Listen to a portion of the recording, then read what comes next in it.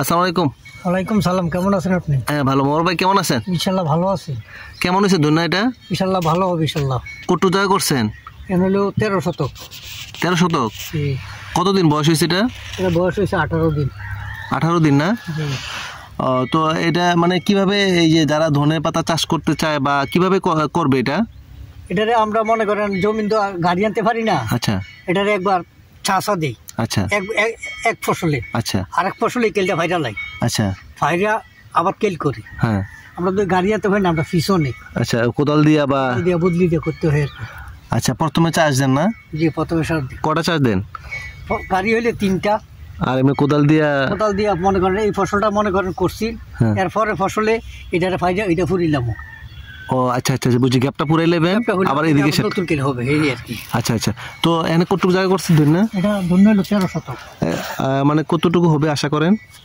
আশা করি আমরা চুক্তি বেচ চালাই, মানে পুরো খেতে বেচালাম না? পুরো খেতে বেচ চালাই। মানে এমনি খরচ টরচ কত গেছে অনুমান? খরচ অনুমান 1000 টাকা যাবে। 1000 না? জি। সবকিছু মিলাইয়া। আর এমনি গোবর টোবর জৈব সার কি দিতেছেন জমিতে? গোবর দিই। জৈব সার, তারপরে রাসায়নিক সারও দিচ্ছেন? হ্যাঁ। আচ্ছা ঠিক আছে। আর এমনি কীটনাশক কিছু দিচ্ছেন? পোকা ধরা? কীটনাশক এখনো দেওয়া হয়নি, লাগবে না মনে হচ্ছে এখনো শীত। আচ্ছা, আর না লাগলে ভালো, তবে আসলে যথারীতি মানে কীটনাশক কম ব্যবহার করার জন্য আমরা পরামর্শ দিই। এক, আর একটা হচ্ছে জৈব সার ব্যবহার করবেন। 2, আর আরেকটা হচ্ছে এই যে আপনি যে ধনেপাতাটা, এটা কিন্তু অনেক গুণাগুণ রয়েছে, স্বাস্থ্যের জন্য ভালো। এখন আপনি যদি কোনো ওষুধ স্প্রেও করেন, যেদিন করেন এর পরের দিন কিন্তু নিতে পারবেন না, তাই না? কারণ এটা মানুষ কিন্তু একদম সরাসরি কাঁচা খায়, কেউ রান্না করে খায়। তো এই জন্য করতে হবে কি, মিনিমাম 5-7 দিন পরে এটা বিক্রি করতে হবে।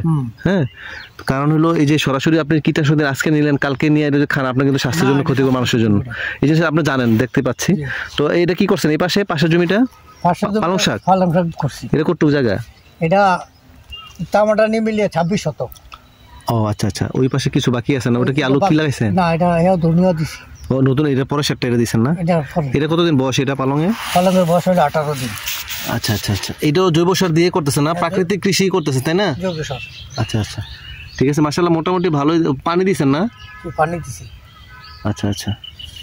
তো মানে আসলে কি, খাবারটা আপনারা যারা কৃষি পর্যায়ে আছেন, সরাসরি কৃষি উৎপাদন করতেছেন, খাবারটা যেন নিরাপদ হয়। আপনি ধনেপাতা খাবেন না?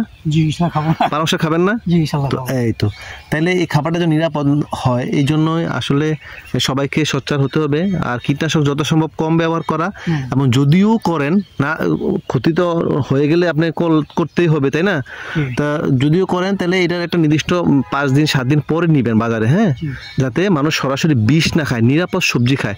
এই যে শীতলপুর গ্রামে আমি আজকে আসছি, আপনাদের বিভিন্ন সবজির বাগানগুলো আমি দেখাবো দর্শকদের, যারা নিরাপদ সবজি খেতে চায়। আপনারা যে নিরাপদভাবে তৈরি করতেছেন, এটাই আমি আপনাদের দেখানোর চেষ্টা করতেছি আর কি, বুঝছেন? ধন্যবাদ। আসসালামু আলাইকুম। ওয়ালাইকুম সালাম। কালা বেগুনের কোনো